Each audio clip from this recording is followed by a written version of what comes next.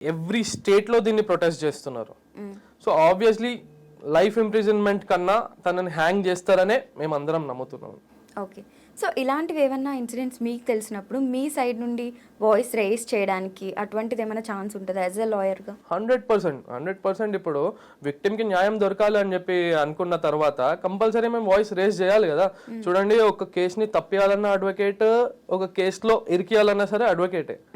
So obviously ఇప్పుడు కానీ ఈ సుమోటో కేసులో ఎట్లా అంటే అడ్వకేట్స్ తో పని లేకుండా డైరెక్ట్ సుప్రీంకోర్టు, హైకోర్టుకి మాత్రమే ఛాన్సెస్ ఉంటుంది. సుమోటో కేసు లాగా తీసుకున్నారు కాబట్టి వాళ్ళే ఫ్యాక్ట్స్ అన్ని చూసుకొని వాళ్ళే శిక్షిస్తారు. ఒకరు అపీల్ చేయాల్సిన అవసరం లేదు, ఒకరు పిటిషన్ చేయాల్సిన అవసరం కూడా లేదు. Okay, but when it comes to reality మాట్లాడుకున్నట్లయితే ఈ కోర్టు ఇవన్నీ కూడా ప్రూఫ్సే కావాలంటారు. 100%. సో ఈ రోజుల్లో ఇప్పుడున్న టెక్నాలజీ ప్రకారము పరువు లైక్ పలుకుబడి డబ్బు ఉన్న వాళ్ళు తారుమారు చేయగలరు కేసుల్ని. సో చాలా మంది తప్పించుకుంటారు ఈజీగా. What do you say? తప్పించుకుంటారు అంటే ఇంకా అసలు ప్రాపర్ కోర్ట్ ఓన్లీ ఎవిడెన్స్ ను నమ్ముతుంది. ఇప్పుడు మీరు చెప్తానో నేను చెప్తానో నమ్మదు. ఆ ఎవిడెన్స్ అన్నది లేదు అన్న టైంలో ఏం చేయలేము మనం కూడా. సో అది ఎవిడెన్స్ లేనప్పుడు అమాయకులు ఎవరైతే ఉన్నారో వాళ్ళు బలవుతున్నారు. అట్లా చాలా కొన్ని థౌసండ్స్ ఆఫ్ కేసెస్ ఉన్నాయి. ఏం చేయకుండా జైలుకి వెళ్ళి తను ఇన్నోసెంట్ అని చెప్పి కొన్ని ఒక 13-14 ఇయర్స్ తర్వాత ప్రూవ్ అయ్యి, అంటే తన లైఫ్ అంతా వెళ్ళిపోయింది. ఒక 13 years 14 years అంటే లైఫ్ ఇంప్రిజన్మెంట్. అదంతా అయిపోయిన తర్వాత బయటకు వచ్చిన తర్వాత సారీ అని చెప్పి కోర్టు కంపెన్సేషన్ ఇస్తుంది వాళ్ళకి. ఇప్పుడు ఇన్నోసెంట్ ఎవరైతే తప్పు చేశారో వాళ్ళు బయట హాయిగా తిరుగుతున్నారు. ఆబ్వియస్ ఇప్పుడు మర్డర్ చేసిన వాళ్ళు కూడా ఇప్పుడు ఇంకొక కేసులో 2019లో ఒక రేప్ కేసులోనే 2017లో ఒక రేప్ కేసులో ఆ విక్టిమ్ బెయిల్ మీద బయటకు అక్యూజ్ బెయిల్ మీద బయటకు వచ్చాడు. వచ్చిన తర్వాత ఎవరైతే విక్టిమ్ ఉన్నారో వెళ్ళి వాళ్ళ అమ్మని చంపేశాడు. What 22 years. ఓకే, సో ఇట్లా ఇప్పుడు బాబాలు కూడా ఉన్నారు, సమ్ బాబాస్ ఉన్నారు కదా, వాళ్ళు కూడా బెయిల్స్ మీద బయటికి వస్తా ఉన్నారు. ఒక బాబా అయితే 27th టైం ఇది బెయిల్ మీద బయటికి రావడం. సో కొన్ని లూప్ హోల్స్ అట్లా ఉన్నాయి, మనం ఏం చేయలేము. సో మీరు యాజ్ ఏ క్రిమినల్ లాయర్ కాబట్టి మీరు చూసిన కేసులో వర్స్ట్ కేసు ఏంటి? అంటే మీకు కూడా కొంచెం గూస్ బంప్స్ ఇచ్చిన కేసు లాంటివి ఏమన్నా ఉన్నాయా? సో నాకైతే ఈ శంషాబాద్ 2019 కేసే, మన డాక్టర్ గారు ఉన్నారు కదా, తనని మన సజ్జనార్ గారు వాళ్ళని ఎన్కౌంటర్ చేశారు 4 members ని. That was the good case. అంటే నాకు బ్యాడ్ ఎక్స్పీరియన్స్ చెప్పాను. The thing is that is bad experience, but దాన్ని ఇన్స్టెంట్ శిక్ష వేసేసి సజ్జనార్ గారు ఎవరైతే ఉన్నారో తను ఇన్స్టెంట్ గా రియాక్ట్ అవ్వడం అన్నది ఐ ఫెల్ట్ గుడ్. ఆ ఇన్సిడెంట్ బ్యాడ్ అయినా సరే, సాడ్ ఇన్సిడెంట్ అయినా సరే, మొత్తం ప్రొటెస్ట్లు జరిగినా సరే, but the way police reacted I felt very good. Okay, so social మీడియాలో కొన్ని కామెంట్స్ చూసినట్లయితే మరీ ఇంత దరిద్రమైన సొసైటీలో మనం ఉన్నామా అన్నట్టుగా ఉందన్నమాట. సో ఆ కామెంట్స్ కూడా చాలా పిక్చర్స్ బయటకు వచ్చాయి. ఈ అమ్మాయి పిక్చర్ ఏదైతే ఉందో అది పెట్టి ఆ 10 members-లో నేను ఉంటే బాగుండు, ఓకే అమ్మాయి 10 members-ని సాటిస్ఫై చేయగలిగిందంటే గ్రేట్, ఇలాంటి చెత్త కామెంట్స్ వస్తున్నాయి. సో దాని మీద మీ రియాక్షన్ ఏంటి? ఆబ్వియస్లీ పోలీస్ యాక్షన్ తీసుకోవాలి అలాంటి వాళ్ళ మీద. అంటే వాళ్ళ మైండ్ సెట్ అట్లా ఉంది అన్నప్పుడు వాళ్ళు కూడా తప్పు చేయడానికి వెనకాడారు. సో ఆబ్వియస్లీ వాళ్ళని ఫిల్టర్ చేయాలా. ఇప్పుడు కొంతమంది ఉమెన్ కూడా దానికి రిప్లై ఇచ్చారు. కొంతమంది ఒక సాడ్ పోస్ట్ పెడితే దాని లోపల స్పెల్లింగ్ మిస్టేక్స్ కూడా ఎత్తుకుతున్నారు. సెంటెన్స్ కరెక్ట్ లేదు, ఈ స్పెల్లింగ్ కరెక్ట్ లేదు అని ఒక ఉమెన్, అది కూడా రేప్ కి రిలేటెడ్, ఒకరు వాళ్ళ ఫ్రెండ్ ఎవరో పోస్ట్ చేస్తే వెస్ట్ బెంగాల్ కేసులో వాళ్ళ ఫ్రెండ్ ఎవరో పోస్ట్ చేస్తే దాని లోపల స్పెల్లింగ్ మిస్టేక్స్ ఉమెన్ కూడా ఎత్తుకుతున్నారు. సో ఇలాంటి వాళ్ళనైతే మనం ఆబ్వియస్ గా వాళ్ళ మైండ్ సెట్ చెడిపోయే ఉంటది. వాళ్ళు రేపు పొద్దున్న తప్పు చేయొచ్చు, 100% తప్పు చేయొచ్చు. ఇన్ఫ్లుయెన్స్ లాట్ ఆఫ్ మెంబర్స్ కూడా బయట ఎవరైతే ఉన్నారో చాలా ఇన్ఫ్లుయెన్స్ చేస్తారు వాళ్ళు. సో ఇటువంటి వాళ్ళకి ఎటువంటి శిక్షలు ఉంటాయి అసలు? అంటే వాళ్ళకి శిక్షలు ఏముంటాయండి, వాళ్ళు ఊరికే వాళ్ళ కమెంట్స్ పెడుతున్నారు, వాళ్ళ వ్యూస్ చెప్తున్నారు.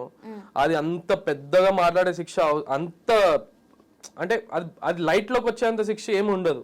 వాళ్ళని పిలుస్తారు, వార్నింగ్ ఇస్తారు, ఆ పోస్ట్లు డిలీట్ చేపిస్తారు, అంతేగాని వాళ్ళకి ఏదో ఇలా శిక్ష పడిపోతుంది అన్నట్టయితే ఉండదు. చెప్తున్నా, మర్డర్ చేసిన వాళ్ళే బయట తిరుగుతున్నారు అన్నప్పుడు అట్లా ఆ కమెంట్స్ చేసిన వాళ్ళని పిలుస్తారు, వార్నింగ్స్ ఇస్తారు, పంపిస్తారు, డిలీట్ చేపిస్తారు అంతే. మరి మర్డర్ చేసిన వాళ్ళు బయట తిరుగుతుంటే ఇంకా పోలీసులు, అడ్వకేట్లు, కోర్టులు ఇవన్నీ ఉండే ఏంటి ప్రయోజనం? సో ఏంటి ప్రయోజనం అంటే ఇప్పుడు ఆ మర్డర్ చేసిండ్రు, ఇప్పుడు అది నాన్ కాంపౌండబుల్ కావాలని చేసిండో ఎట్లా చేసిండో అన్నది ప్రూఫ్ కాదు. సో ఇప్పుడు ఒక ఫ్రెండ్ ఉన్నాడు, తనతో పాటు ఇంకొక ఫ్రెండ్ ఉన్నాడు, తను ఆయనతో పాటు ఉన్నాడు, వాడు ఏం తప్పు చేయకపోయినా 8 కిందకి తనకి శిక్ష చేస్తారు. సో ఆబ్వియస్లీ తను నిరూపించుకుంటారు, నేను ఏం చేయలేదు, I was just standing with him. కానీ అప్పుడు కోర్ట్ ఏం క్వశ్చన్ చేస్తారంటే, you are standing with him but you didn't attempt to stop him. అంటే తనకి సపోర్ట్ చేశాను అన్న దాని మీదనే అతన్ని కూడా A2 కిందకి వేస్తారు. కానీ అట్ ద ఎండ్ A2 ఉండనియండి, A10 ఉండనియండి, murder case is a murder case. Okay, తప్పు చేసినా చేయకపోయినా. Yeah okay. సో ఇదే లిస్ట్లో చూసుకున్నట్లయితే రేప్ అవ్వకముందే ఇఫ్ ఇన్ కేసు మనకు ఆల్రెడీ షీటింగ్ అని ఇవి చాలా ఉన్నాయి విమెన్కి. సో విమెన్ మీద ఒక హెరాస్మెంట్ కానీ ఇలాంటివి జరిగినట్లయితే ఎటువంటి శిక్షలు ఉంటాయి అబ్బాయిలకి? సో ఆబ్వియస్లీ ఇప్పుడు మనం చూస్తున్నాము ఈ క్లబ్బింగ్ కల్చర్ లో కానీ బయట రోడ్ మీద వెళ్తున్నప్పుడు కానీ తాగేసి అమ్మాయిలను హెరాస్ చేయడము, హెరాస్మెంట్ కేసెస్ చేస్తున్నారు. So the thing is last time మళ్ళీ మనం మాట్లాడుకున్నట్టు ఉమెన్ కి ఒక రైట్ ఉంది.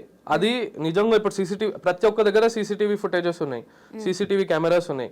ఆ ఫుటేజెస్ లో నిజంగా తను హెరాస్ చేస్తున్నారంటే కంపల్సరీ పోలీస్ యాక్షన్ తీసుకుంటది. సో ఒక్క అమ్మాయిని ఒక 11 seconds స్టేర్ చేసినా సరే అది తప్పు. ఓకే, స్టేర్ చేయడం కూడా తప్పు.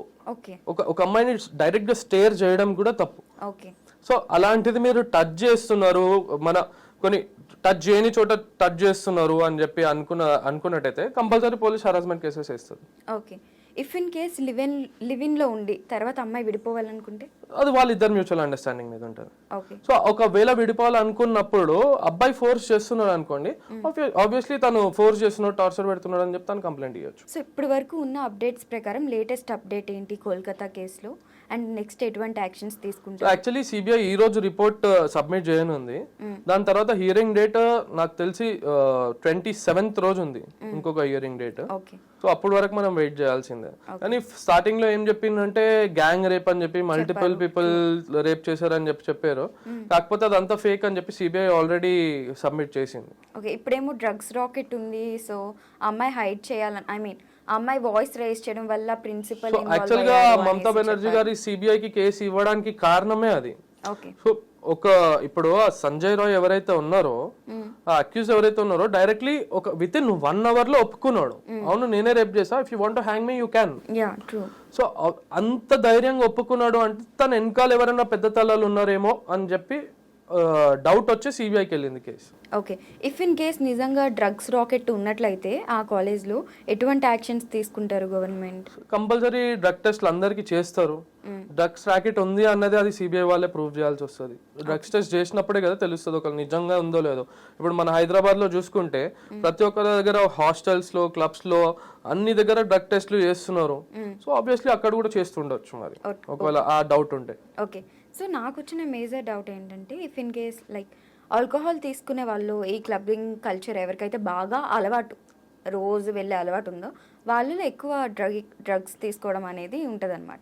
సో ఆల్కహాల్ తీసుకున్నప్పుడు ఎక్కువ అట్లా అనుకోవడం కన్నా, సో నాకు తెలిసినంత వరకు నేనేం చెప్తున్నానంటే ఈ డ్రగ్స్ అన్న గ్యాంగ్ సపరేట్ ఉంటుంది, ఆల్కహాల్ తాగే పీపుల్ సపరేట్ ఉంటారు. అంటే they vibe with the alcohol. The people who take drugs, they vibe with the drugs. అంటే వాళ్ళకి ఇంకా ప్రపంచంతో సంబంధం లేదు, సంబంధం లేకుండా ఉంటారు. సో ఆబ్వియస్లీ క్లబ్బింగ్ వాళ్ళు కూడా తను ఇప్పుడు మనం జనరల్ గా అనుకుంటే మన గోర్లో కూడా డ్రగ్స్ పెట్టుకొని తీసుకెళ్లొచ్చు అంట. ఎంత చెక్ చేస్తారు వాళ్ళు కూడా. సో ఆబ్వియస్లీ వాళ్ళంతలో వాళ్ళకే రియలైజేషన్ రావాలి, that is not good for us అని.